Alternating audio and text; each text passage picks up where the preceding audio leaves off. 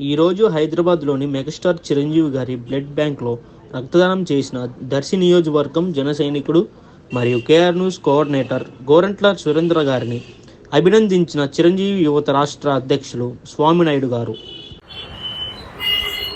నమస్తే అండి, welcome to the KR news. నేను మీ సురేంద్ర. అందరూ ఎలా ఉన్నారండి? బాగున్నారా? ఈరోజు వచ్చి మనం మెగాస్టార్ చిరంజీవి గారి బ్లడ్ బ్యాంక్ దగ్గరికి అయితే వచ్చాం. ఈరోజు వచ్చి అయితే నేను బ్లడ్ ఇవ్వడానికి అయితే వచ్చాను.